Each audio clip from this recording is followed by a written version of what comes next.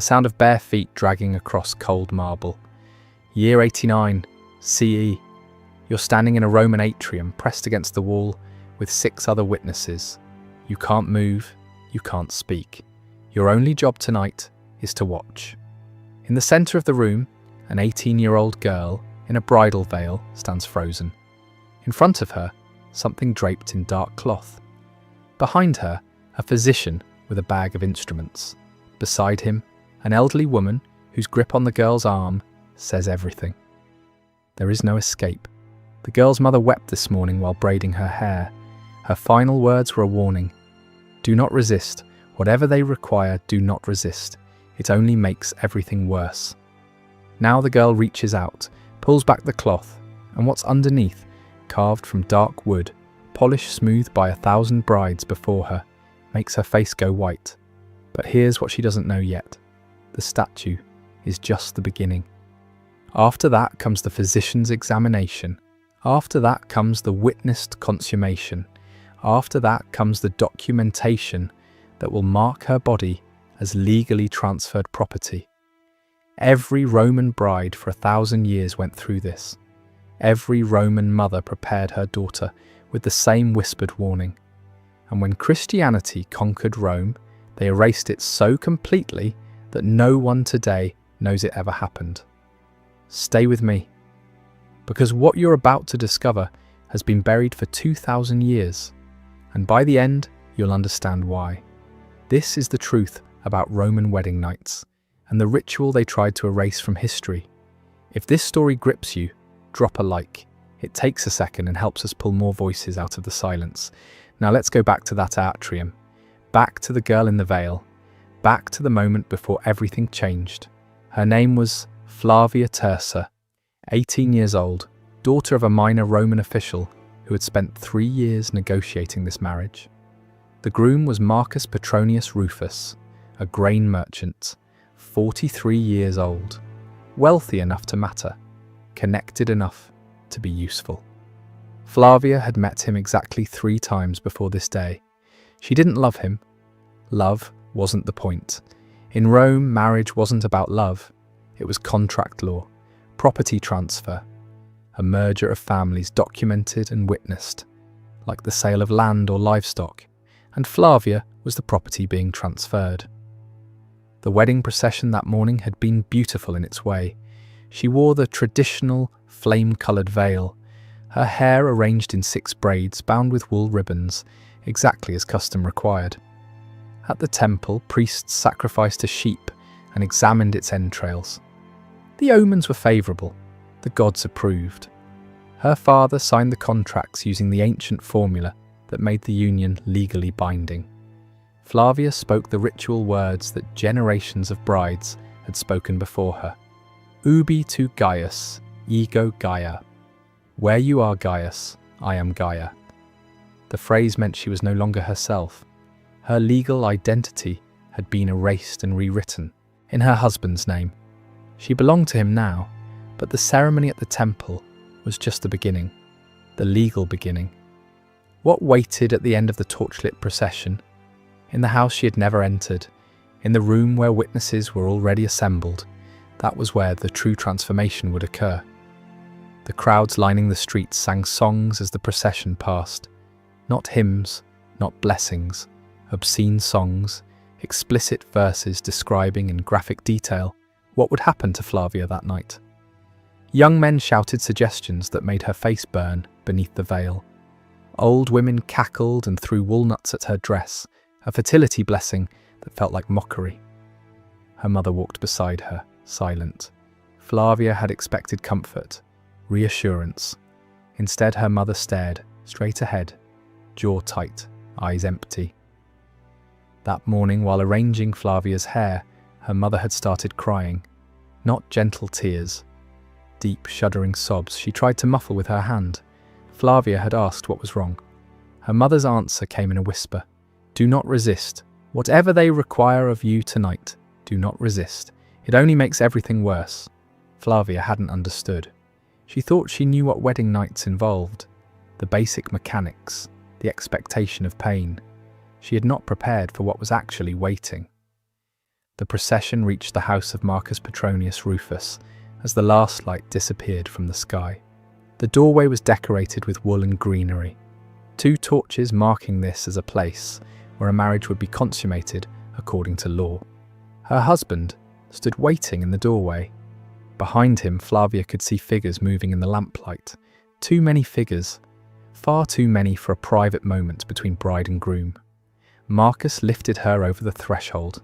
Tradition said it was unlucky for a bride to stumble entering her new home. But the gesture symbolized something older, something from an era when women were carried into their husbands' houses, whether they wished to enter or not. The door closed behind her, and Flavia finally saw what was waiting in the atrium. Count them with her. An elderly woman in formal robes, the pronuba. Her role was to oversee everything that would happen tonight and provide testimony if the marriage was ever legally challenged. A priest of uncertain affiliation, his face half shadowed by lamplight. 3 female slaves carrying basins of water and clean cloths. An older man with a leather bag at his feet. Medical instruments visible through the opening. And in the corner, draped in dark fabric that concealed its shape, a wooden structure nearly 4 feet tall. Too many people, too many eyes, too many witnesses for what Flavia had imagined would be private. The pronuba stepped forward and took Flavia's hands. Her grip was firm, almost restraining, as though she expected Flavia to flee. "Welcome to your husband's home," the pronuba said. "The sacred rites must now be completed." Here's what almost no one tells you about Roman marriage. It was not a romantic union. It was not about love or companionship or building a life together. It was a property transfer, documented and witnessed like the sale of a farm or a ship. Roman law classified marriage as conventio in manum, literally coming into the hand. A woman passed from her father's legal ownership to her husband's. Before the late Republic, this transfer was absolute. A husband held the same legal power over his wife that he held over his slaves, including the right of life and death. By the imperial period, when Flavia walked that torchlit path, the law had softened somewhat. Women could own property. Divorce was possible, but the fundamental principle remained. Marriage transferred a woman from one man's authority to another.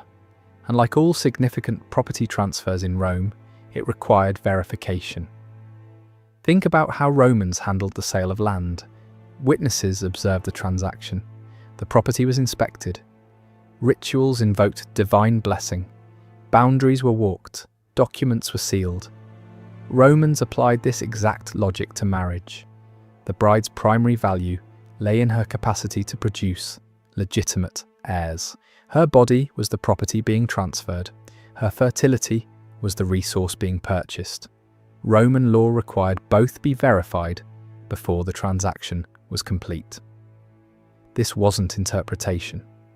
Roman legal texts state explicitly that a marriage was not valid until consummated. The consummation had to be confirmed by witnesses. The bride's virginity had to be verified. Each requirement generated rituals that made perfect sense within Roman legal logic, rituals that horrify us precisely because that logic is so alien to how we understand marriage today. The pronuba guided Flavia toward the draped figure in the corner. Flavia's heart was pounding so hard she could hear it in her ears. The pronuba's hand remained on her arm, firm and guiding, allowing no retreat. "You must greet mutunus tutunus," the pronuba said. "You must ask his blessing before your husband approaches. You must offer yourself as tradition requires." Flavia reached out with trembling hands and pulled back the cloth. What stood beneath was carved from dark wood, polished smooth by generations of use. It was shaped with anatomical precision into the form of a phallus. This wasn't a small amulet like the ones children wore around their necks to ward off evil. This wasn't a garden ornament. This figure was sized deliberately, proportioned carefully, designed for a specific purpose that became horrifyingly clear as the pronuba began explaining what Flavia must do. Mutunus tutunus was Rome's god of fertility and sexual initiation. We know he existed because multiple ancient sources mention him, always briefly, always with visible discomfort. Saint Augustine, writing in the 5th century as Christianity conquered pagan Rome, described the practice with outrage. Roman brides were required to sit upon the wooden phallus of mutunus tutunus as sacred duty before consummation with their husbands. The ritual was performed in the presence of witnesses. Augustine was a hostile source, writing to condemn paganism, but his description matches fragments from earlier, non-Christian texts. Lactantius, another church father, called it so shameful that even naming it pollutes the speaker. Arnobius provided the most detailed account, describing brides made to straddle the god's emblem, their new husbands looking on. The antiquarian Varro, writing centuries earlier with no Christian agenda, mentioned Mutunus Tutunus as a deity to whom brides were presented, using language that implied physical contact without explicitly describing it. Modern historians who address this ritual tend to minimize it. They suggest the bride merely sat briefly on the statue's lap in a symbolic gesture. But the language of ancient sources doesn't support that interpretation. Augustine's word was incidere, which means to settle onto, to mount. Arnobius used language implying penetration. Lactantius refused to describe the details because they were too shameful, an excessive reaction to someone briefly touching a statue.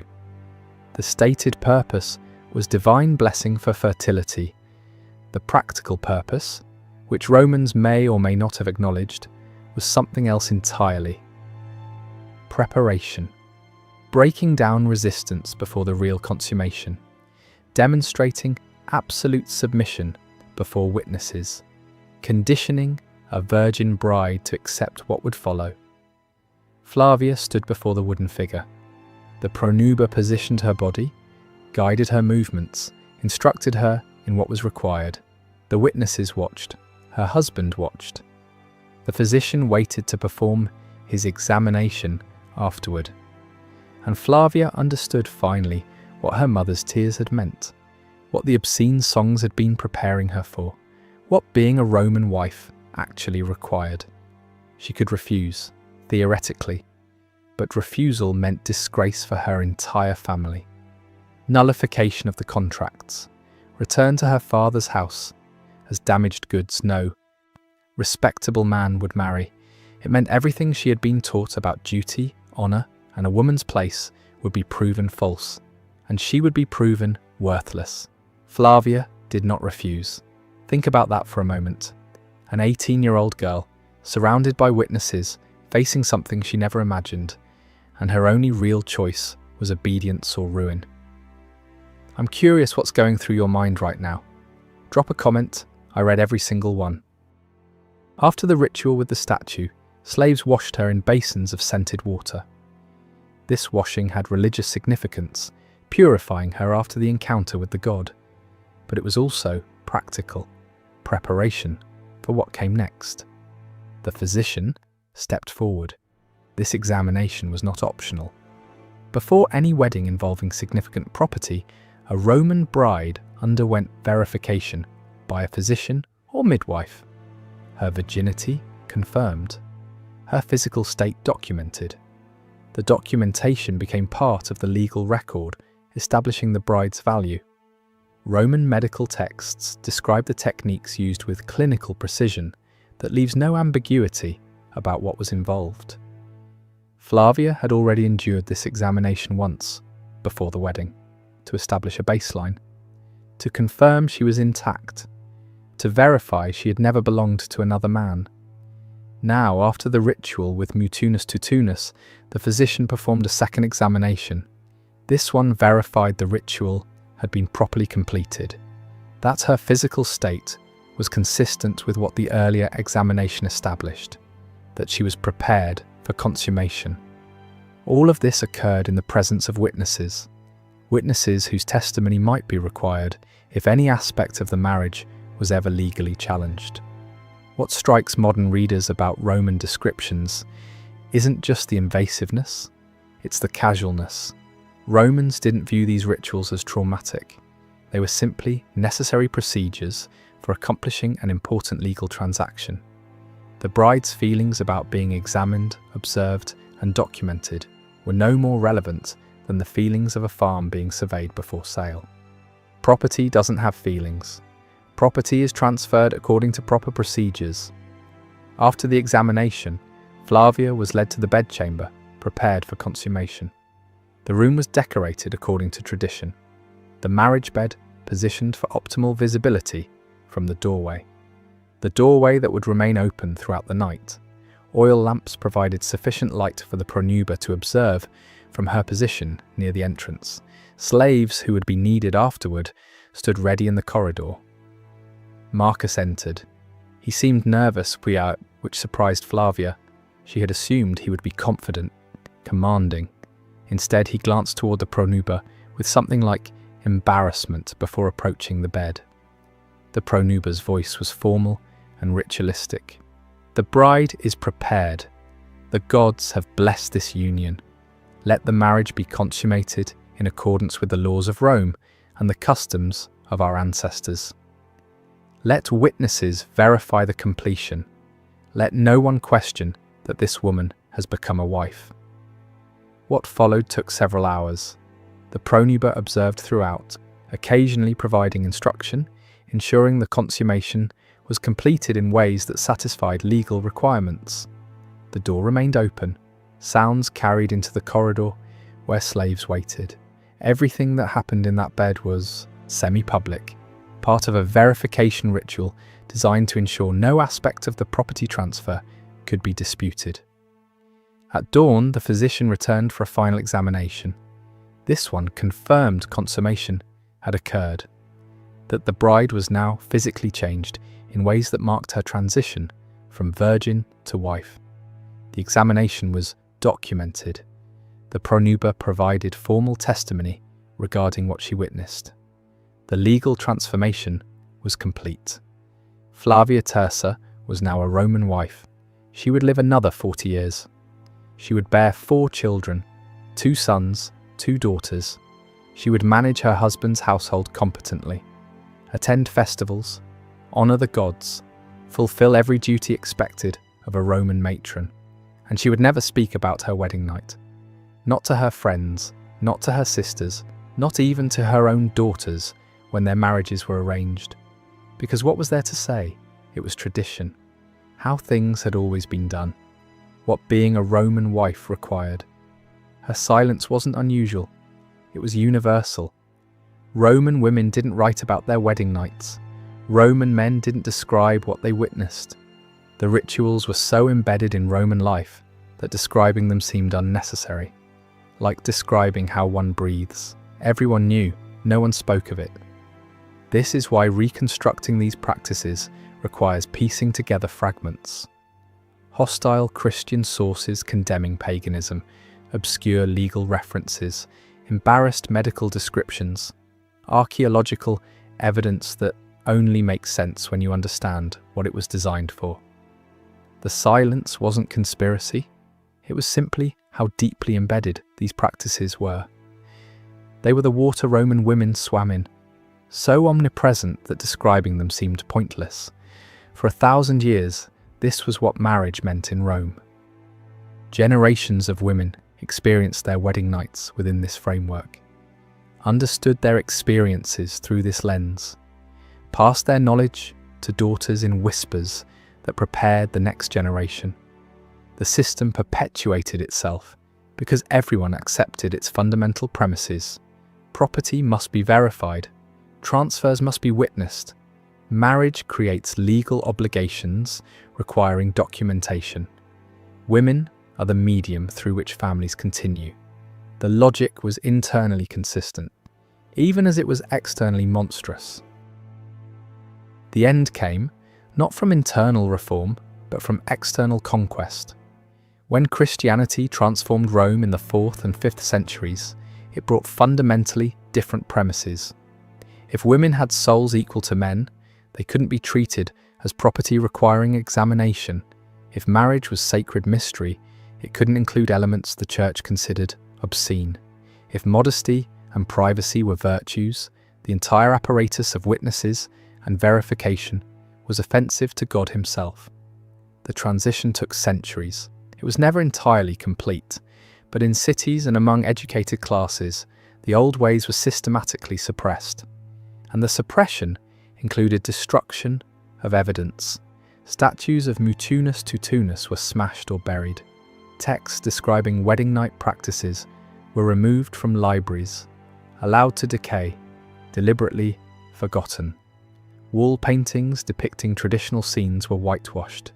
The pronuba's role transformed into something purely ceremonial, a matron of honor who offered advice rather than witnessed consummation.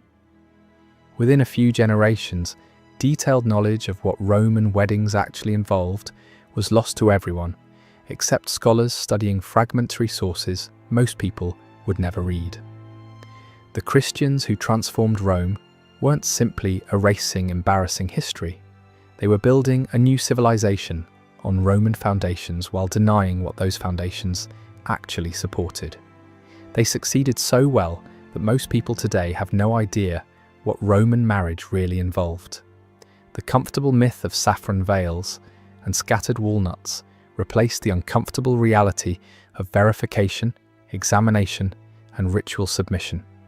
But fragments survive. Fragments always survive.